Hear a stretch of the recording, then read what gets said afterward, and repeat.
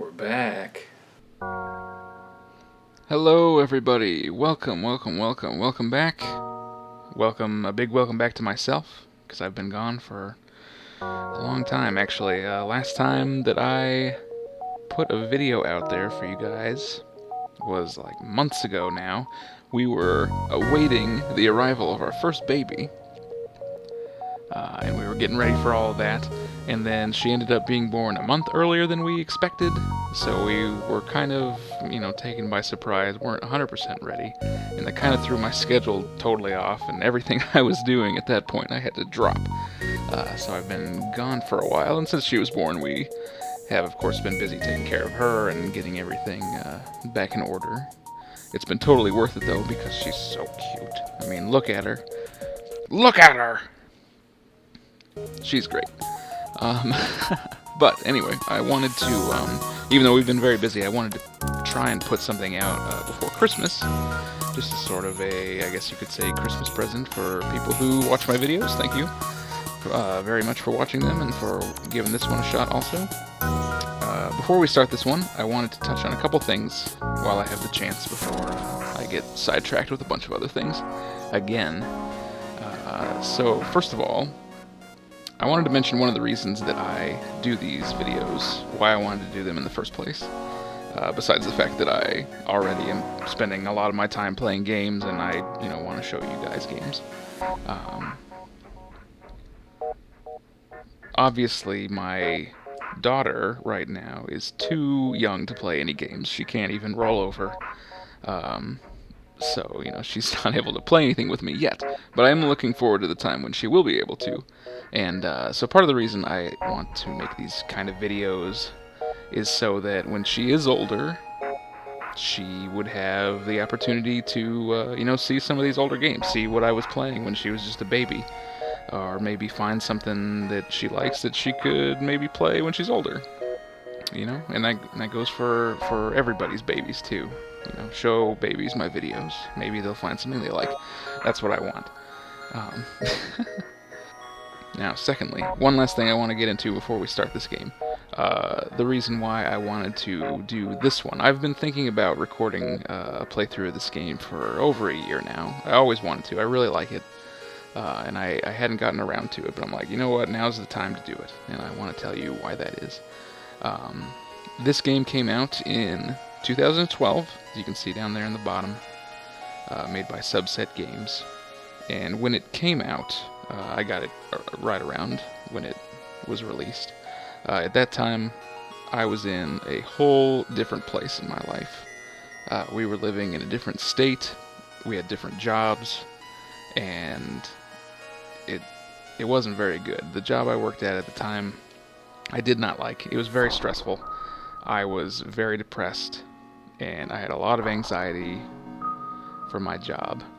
And so we were having a pretty terrible time that year. And it got so bad that I didn't even enjoy playing games, really, which, if you know me at all, is, that'd be pretty weird for me. I'd get home from work, I'd be totally stressed out because it was a very stressful environment. And I'd be like, okay, I have a few hours before I have to go to sleep. I should play something. It'll help me feel better. And I'd sit down with something, and I just couldn't do it. I wouldn't feel anything, I wouldn't be having fun. I'd be too distracted thinking about all the crappy stuff going on. So that was a really rough time.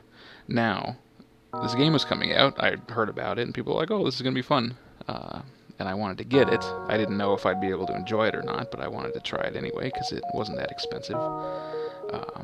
And so I did get it, and it actually did help quite a bit. You'll see when we get into the game shortly. I promise I won't talk too much longer. But you can hear this title screen music. It's very relaxing. A lot of the music is really kind of calming. It has a nice atmosphere that I enjoy. And then also, this game has a lot of important choices you have to make. And because it has so many choices that you have to think about, you have to kind of plan ahead a little bit, it really took my mind off of everything else that was going on. So, late at night, my wife would be asleep, and I'd be laying in bed on her laptop playing this, and I'd be listening to the music and pretending I'm in deep space and trying to make decisions for my guys to survive the trip, and it just let me relax and take my mind off of everything. So anyway, it has a special place in my heart. I really like it. That's why I wanted to show you guys that. And so now, enough of the long intro, let's jump into this game. Okay, so the game, FTL, stands for Faster Than Light. It is a space game. It is, I guess you would say, a strategy game? Probably. And it is also a roguelike. And if you haven't heard that term before, let me explain very quickly. There was an old game called Rogue. I never played it, but I heard a little bit about it. You were some sort of like thief or rogue, and you'd steal things or kill guys or whatever. Sounds pretty standard, but it had two defining elements that made it pretty unique. It had a lot of random generation, so when you started the game, you might know that there are certain items or treasures or enemies in the game, but you never knew where they were going to be, because every time you started the game up, it was different. You didn't know where buildings were going to be or how to get through places, and so that can make a game pretty exciting, because you never know what you're going to run into. And secondly, it had permanent death, which doesn't sound like it would be very fun, but I actually kind of like it in games. And what that means is, in most games you have some sort of lives system, like, Super Mario, you always have lives that you have to run through before the game's over, or you might have the ability to continue after you die and just be like, oh, you died, but just try again, it's fine. Or at least the ability to go back to an old save game that you saved earlier. Well, Rogue and subsequently roguelike games do not allow that. They have permanent death, so if you die or lose the game, it's over, and you have to start over. And like I said, that doesn't sound like it's good, but actually it adds a lot. So FTL here has both of those elements, as do other games that they call roguelike. I really like the subgenre they've created out of that. There's a lot of roguelike games, and I own several of them. They're all really fun. It's because those two elements really add to the excitement of the game. We're going to fly through space here in this one, and I know things that can happen, things we might run into, enemies we might run into, but we might not. And if we do, I don't know where they're going to be. It's going to be, a lot of discovery. And in some games you don't get that. You play through it the first time and then you know where everything is, and every time you play through it it's the same. But in this type of game it's not. And then with the permadeath, we're going to be flying our little spaceship through space, and if we ever explode, that's it. That's the end of the game, and we have to start over from here if you want to play again. So let's get to the game itself. I'll explain everything we're looking at here. Sorry, there's probably going to be a lot of talking up front, but then once we get into space, it'll slow down a little bit, hopefully. So here's the ship we're going to be taking into space. There's the name. We'll just leave the default name. I don't have anything more clever cooked up. Inside you can see that we have 3 little guys in there, and they're shown down here in the crew. There's Chris, and Vivamord, and Jose. Let's see. You can change them a little bit or change the names, but we can just leave them. They're inside the ship, and you can see the interior of the ship, not just the outside. It's the interior that matters in this game. You can see all the different rooms, and all these little gray things in the middle of the rooms are our systems, which are also shown here. You got things like, shield generator, the engines, oxygen, your weapons, the med bay, piloting up front, your sensors or cameras, and the system that controls all these doors, the orange doors. Now, the interior of these ships is very important. That's where most of the gameplay is going to be, and you'll see what I mean in a little bit.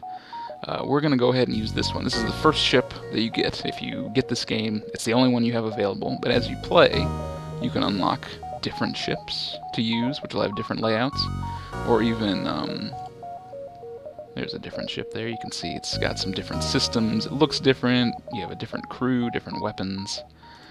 So you kind of pick you want to start the game out, and then everything after that is up to you to determine.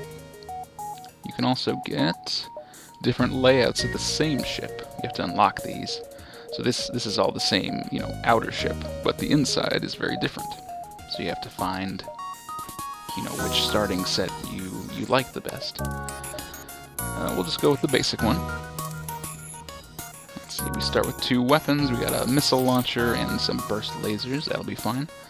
Over here, you can see it says Advanced Edition content. That's because a while after this game was out, a year or 2 later, they came out with a free expansion for everybody. So I have that just like everybody else. They added a bunch of different events and items and characters into it. So with that enabled, you'll experience the base game and the expansion all together.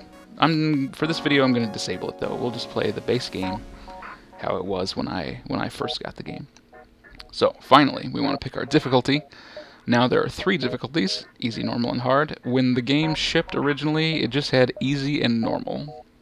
And let me tell you, this should really say normal, hard, and very hard. At least in my opinion. This game is pretty difficult. It's easy to play, but when you get near the end of the game, it gets very hard. And there's a very good chance of dying. So we're going to play on easy, hopefully get a little farther before we die. But there's no guarantees. We might not finish it. But we'll find out later. Let's begin. The data you carry is vital to the remaining Federation fleet. You'll need supplies for the journey, so make sure to explore each sector before moving on to the next. But get to the exit before the pursuing rebel fleet can catch up. And there's a tip about fire. So yes, the story is...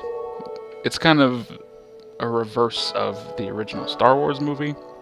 We have some sort of important data, and we are trying to travel across the galaxy to deliver it. We're being chased by a rebel faction that want to destroy us.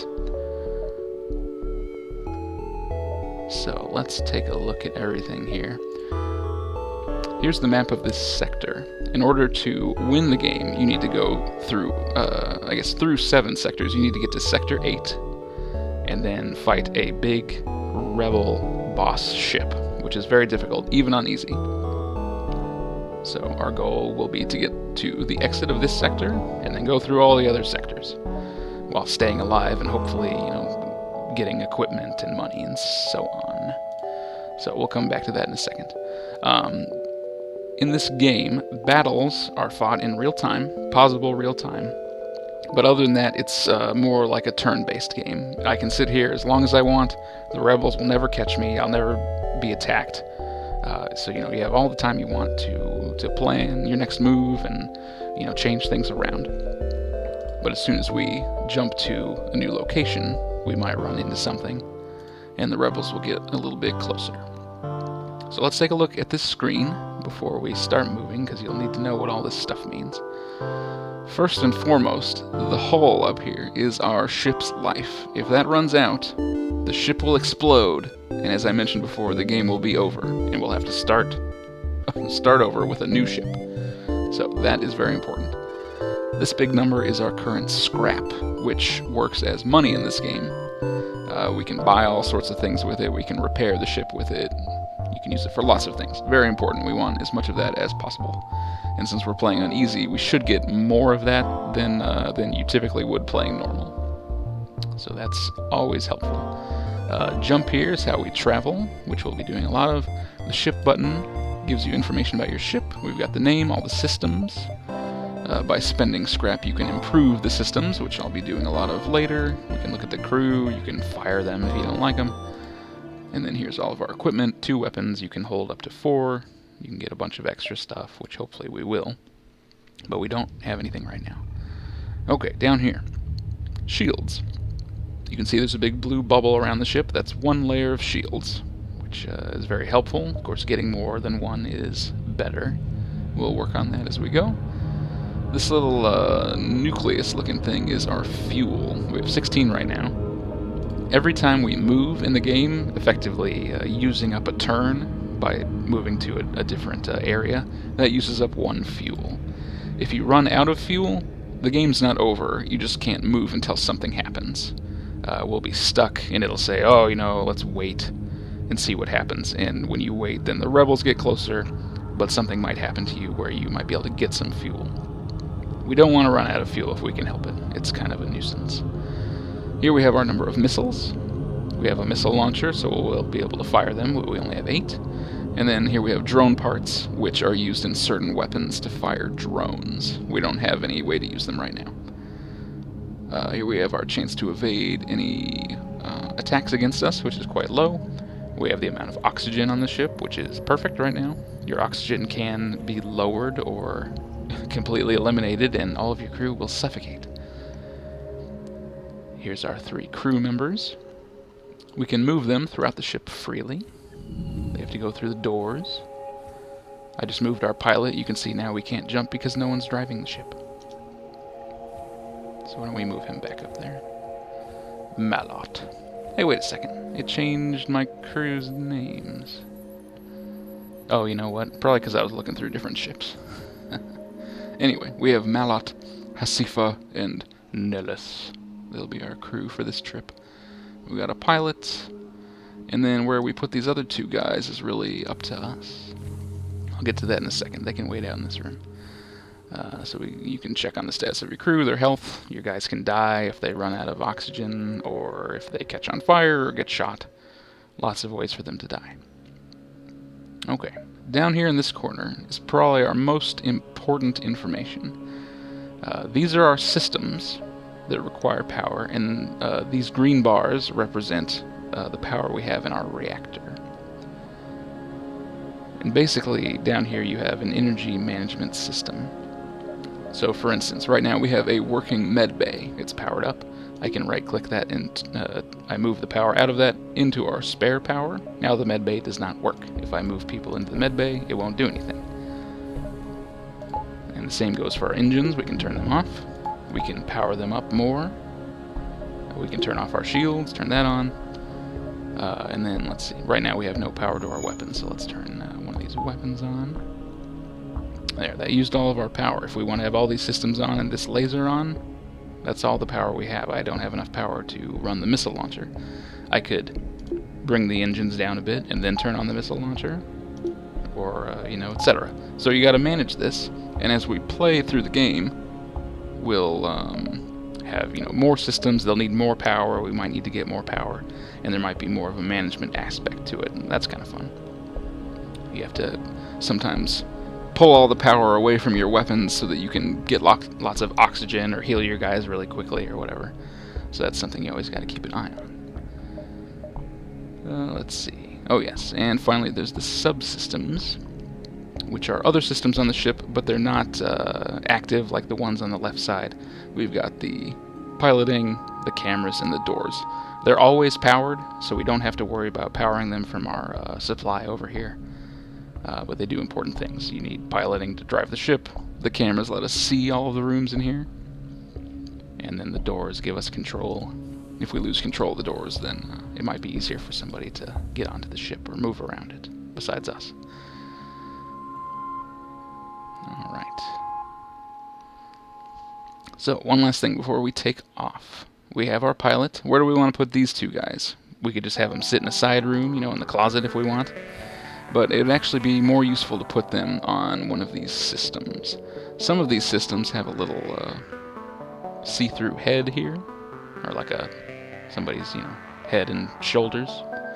Those are systems that can be improved by having someone run them. Shields, engines, weapons. Looks like cameras and doors too, but we won't worry about that right now. So let's put one guy on the engines, and one guy on the... oh wait, not the engines. You go on the weapons. This other guy go on the shields. And you can see that these little heads light up. And what that is going to do is these 2 guys are going to improve the systems they're working on. Hasifa here is going to make the weapons fire slightly faster than they normally would. And Nellis is going to make our shields recharge slightly faster than they normally would.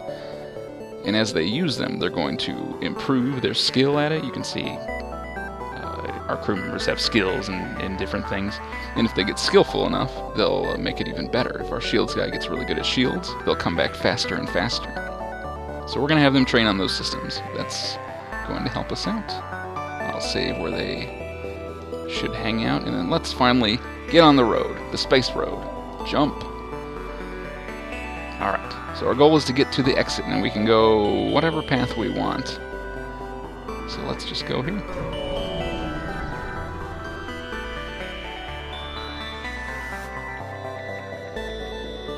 Alright, what happens? A ship with conspicuous pirate markings is orbiting a nearby moon, broadcasting a simple message claiming to have equipment available for sale.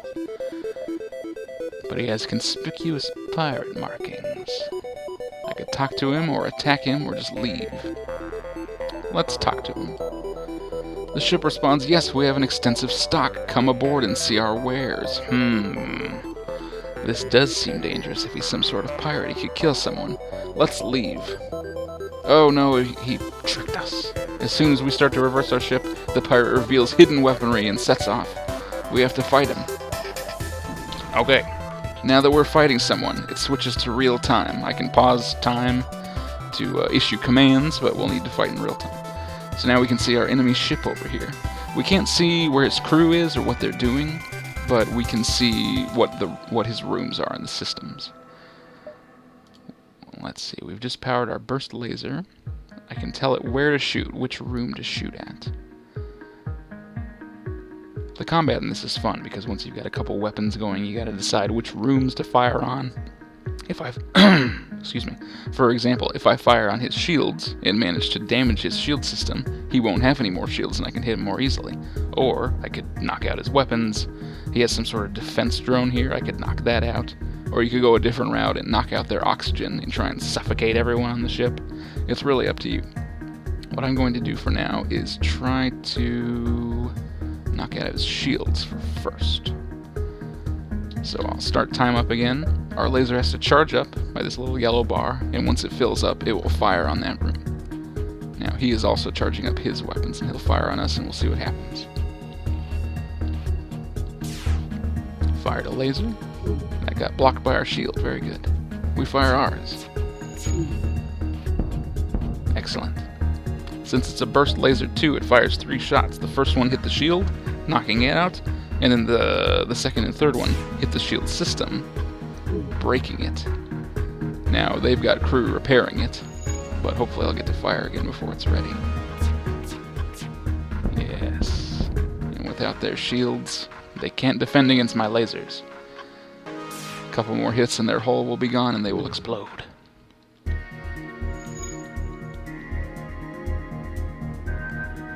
Fire! Oh, got him. Explosion. I love that. Alright, it explodes and leaves behind 2 fuel, 1 missile, and some scrap.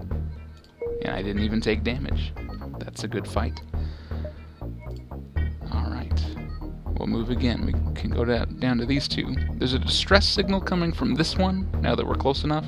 We don't know what that'll be. Likely we'll find someone, either someone who needs help or maybe an enemy. Let's check it out. You gotta help people in distress. What do we find? It's coming from a small space station orbiting an uninhabited planet. Their satellite defense system has gone haywire and they can't approach it without being fired on. They're looking for help. I will promise to help. I'm hopeful. Alright, I only have one option. Fire on the defense system from a distance. This instance, I may have had other choices if I had a different setup. Let me explain what I mean. If you run into these events and you have a certain piece of equipment or a certain crew member, it might have a blue option that lets you do something else. So instead of just shooting the defense system, I might have been able to, interact with it from afar or disable it or something. But I don't have the right crew or equipment to do that, so it doesn't even show me. That's why it says you consider your options and there's only one. There's probably hidden options that I just am not able to do. We fire on it. It's clear that the defense system is no match for my weapons. However, the station is not happy that we just blew up their defense system. So I just take this stuff and then we're just gonna leave. Sorry. Okay, since we've moved a few times, you can now see these red arrows coming in from the left. That is the rebel fleet. Every time we move, between beacons, even if we're moving, back to the left, anytime we move at all, they move farther and farther to the right. If they catch you, it's not a game over. You don't automatically die, but you will have to fight them, and they're pretty tough for most of the game. Maybe near the end of the game you might be able to take them out, but in this first sector, they would probably destroy us immediately, so we definitely want to keep ahead of them.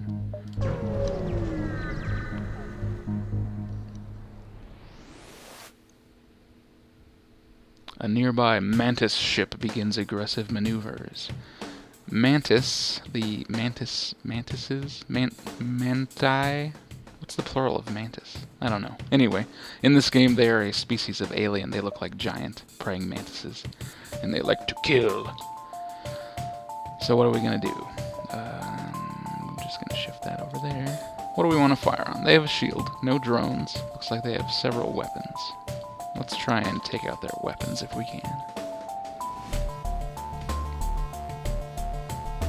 Now as we fight, just a note, our faster-than-light drive up here is charging as well, and if that fills all the way up, we'll be able to warp away from this fight without finishing it, so that's an option if you feel like you're outmatched. Oh yeah, we took out their weapons, but their shields are still up. So if you get in over your head, you can wait for this. If you have really good engines and a pilot, this will charge up faster, and you can maybe run away before they kill you. But it does take a little while. Fire! Oh, one of them missed. There is a miss chance on all weapons. That's why we have this evade percentage. We have a 15% chance to avoid anything they fire at us. And that can be made better by getting faster engines, or I think a better pilot also. Nice. So since we keep disabling their weapons, they take longer and longer to fire, and that's giving us more time to fire ourselves. Kill them! Oh, there they go. It explodes. We get all that stuff. Excellent. Stuff is good. Alright. Well, now you can see a little more clearly over here. The Rebel fleet itself right now is behind this white line in the more red area. This warning shows that the next time I move, they're going to shift up to the red line. So, it would be a really bad idea to go to this system on this next turn, because they're going to arrive there at the same time. But if I was there right now, I would still be safe. But it's next turn they're going to be there. We don't want to be there. We want to be far away. Let's see, I can go this way, can't I? Yeah. So on the flip side, I'm kind of exploring down here, because you don't want to go straight to the exit.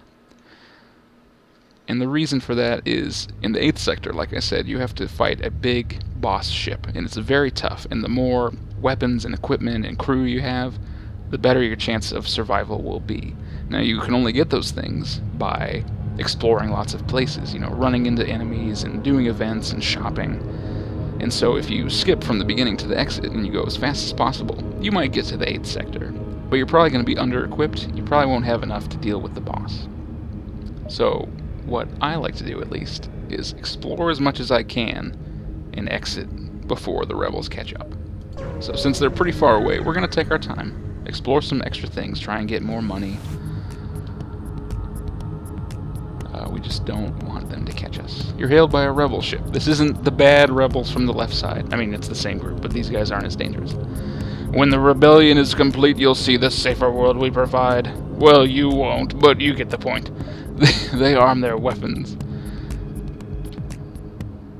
So these orange ships are the rebels. They want to kill us. Better go after their weapons again. I don't want to get fired at. So our level 1 shields that we have will block 1 laser blast, like so. And then it needs to recharge. We got hit. No, because our shields were down. But if an enemy fires like a missile, a solid weapon, that will go through our shields, and we will still get hit by that, so I don't really want to deal with it. Shields up! Shields up! Oh, that was just in time. Last millisecond. Stop missing. Alright, I'm going to take one power out of my engines and fire up the missile launcher here. We've got some missiles. And like I was just saying, that'll go through their shields, so hopefully we can take their shield system out, and then my lasers will have a better chance of getting through. Aha, their weapons are out.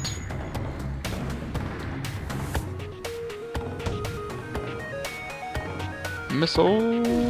Boom. Took out their shields in one hit. That does use up one of my missiles up here. We have a limited number, so I don't want to fire all of them off. Alright, we almost got them, but now they're saying something. They said if we let them go, they'll give us these things. It's not a bad offer, but you guys did attack us. I'm not going to just take that, you know. Turn off the missile launcher.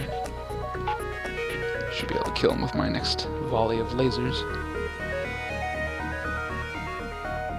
You are the aggressor here, sir.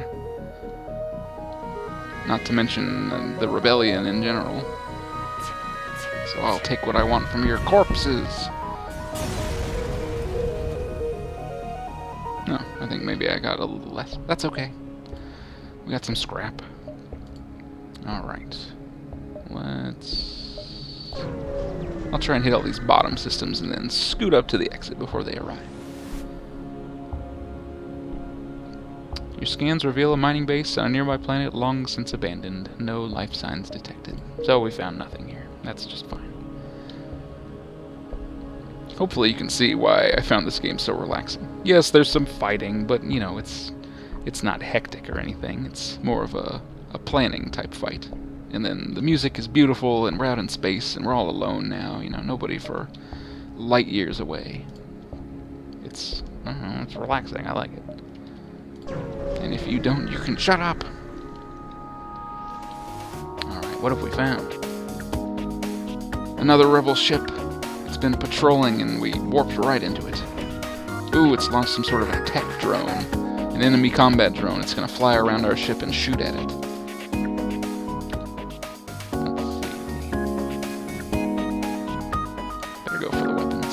So this is a beam type drone. It fires a steady beam that does pretty good damage. The only downside with beams is it can't get through shields at all. So if they knock... Oh, they have a beam. Oh, they've got no chance. With a beam drone, and the only weapon I see anyway is another beam. Neither of them can get through my shields. So if they had like a regular laser and went through my shields, those beam weapons would do a lot of damage. But they can't get through it. You are the worst rebels ever.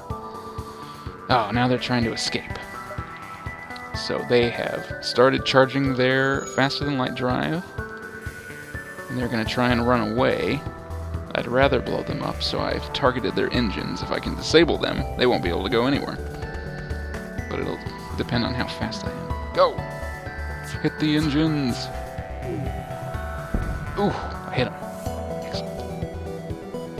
They offer to give you some stuff if you don't destroy them. I'm going to take that because they may still jump before I can kill them. So I'm just going to take their stuff.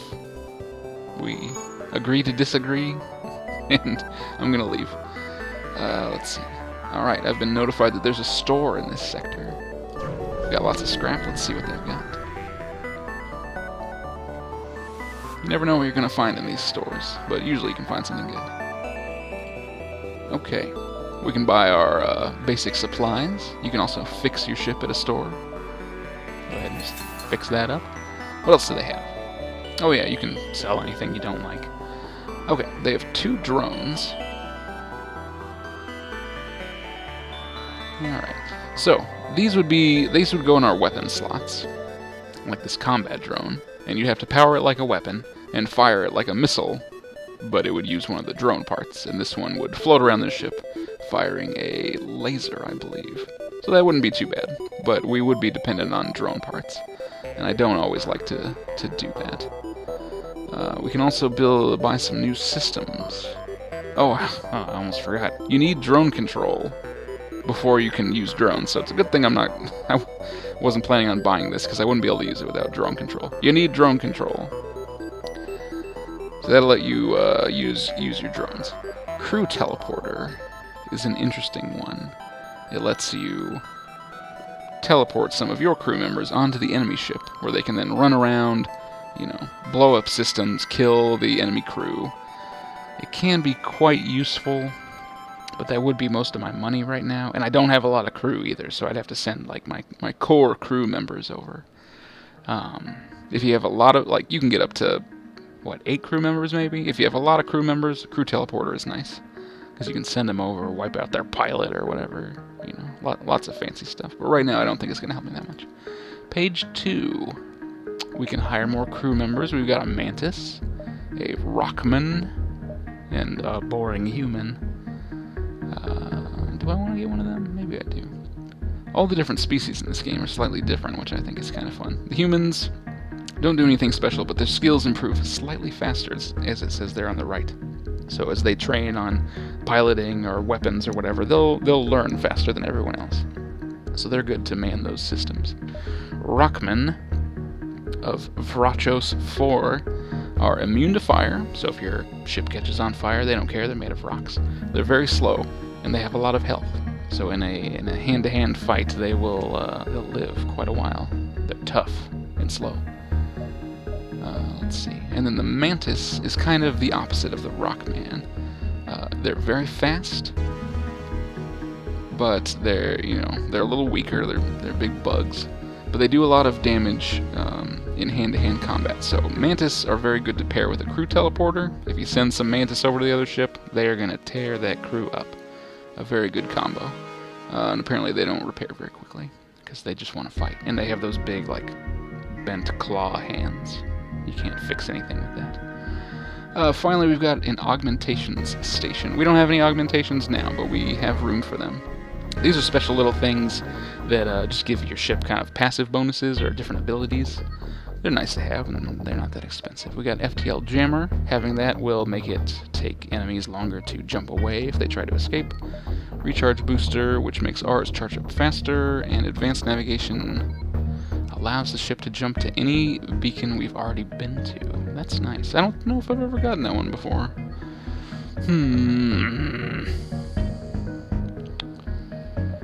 These augmentations would be nice, but I don't think I need them. I think I'm going to take a crew member. Let's take the Rock Maxwell. There we go. We can put him on the engines. It'll take a while to get there because he's really slow. I took him because if I run into any problems with fire, I can send him to put the fires out and he won't take any damage. That can be helpful. Now, what else can we do with scrap? Well, let's look in the ship here. You have to use scrap to make your systems better and to get more energy. That's what you're going to use most of your scrap for, or at least that's what I use most of mine for. So what can we get with 76 that we have? Let's see here. Well, what I'm going to do is power shields up by 2, and then I got one more power bar for the reactor.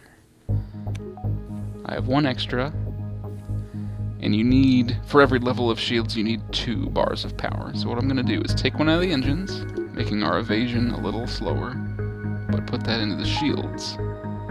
And now we can have 2 layers of shields at the same time. That will be very nice.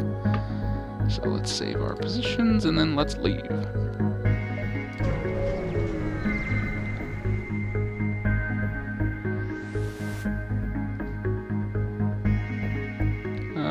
We arrived to see a pirate ship pursuing a civilian ship, and the civilian is sending out a distress signal. We're gonna help them. Some kind of pirate ship. I won't stand for it. Let's see, they've got 2 weapons. Let's go for the shields. That's a beam weapon, so it has to get through our shields. That's some sort of laser. But I have 2 shields now. Should be harder for them to hit us. Fire! Oh yeah. So they only have a single laser. It'll only fire 1 shot at a time. There's no way it can get through my 2 layers of shields. And on the flip side, they now have no shields, and I fire at them 3 times at once. Their beam can't get through. They've got no chance. let's just take out their oxygen. That'll teach you to be pirates in my area of space.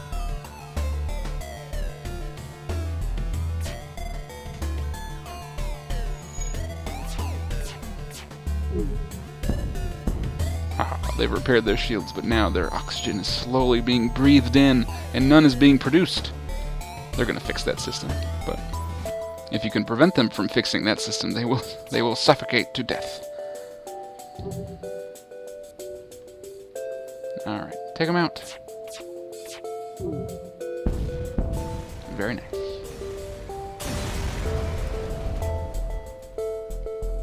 Alright, we got a good bit of scrap there. Oh, that's just from blowing up the ship. Then we talked to the civilians. It's a good thing you came when you did. We'd be dead now otherwise. I'm a shipwright and I'd like to help you like you helped me. The captain offers to install a halberd beam on the ship for cheap. Oh no, he gave me scrap for free. He paid me to put a thing on the ship. I love it. Halberd beam. Ooh, it's a beam weapon. Awesome. I'll try and show you guys that later, but it does take a lot of power. Might not be able to use it at the moment. But like I mentioned earlier, beams can do a lot of damage. So if we can get that running, we can blow through some ships. A missile shoots across our bow and the jump completes. Your scan reveals a ship with pirate markings pursuing another unknown vessel. The pirate hails you. Damn it, we weren't expecting company. Stay out of this and you could profit. He's gonna bribe us to leave them alone. No, I say. I'm a hero. We're gonna fight him and save that other guy. Let's see. Is that... That's either... I think it's a heavy laser. So they got a laser and a beam. We'll be fine.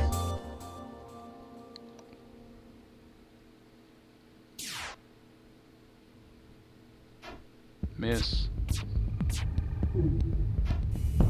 Oh yeah, we should be fine. Did I see... No. Our weapons guy hasn't leveled up. But wait, that's the shields. Hasn't leveled up his weapons skill yet. But oh no, I know what it is. I was like, the charge up on my burst laser looks shorter than it was. Like, did he get better? No, I think it's because the halberd beam takes so long to charge up that it had to adjust the length of all of them to be able to show the whole thing. Let's see, they're upping their bribe. 6 fuel, huh? Nah, I've got enough fuel. You will die.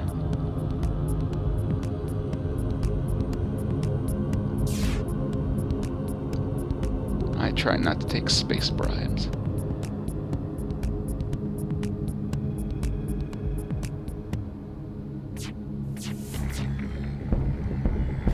Nice.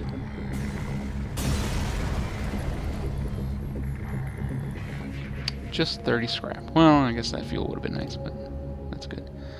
Oh, okay. We saved that ship, and he's like, we don't have anything to give you as a reward, but we can patch your ship up.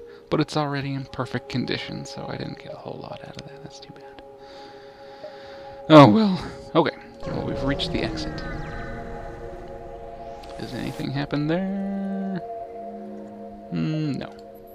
Oh, wait. We see a small station fitted with hundreds of repair drones. Oh, we could repair here, but we have a perfect ship, so we don't need to. And the rebels have conquered most of this sector. So now that we've reached the exit, if you have time, you can explore some more, but we're really running out of time here, so we can go to the next sector, and you actually get to pick which route you want to take. You can encounter different things, and the goal is to get to Sector 8 over here.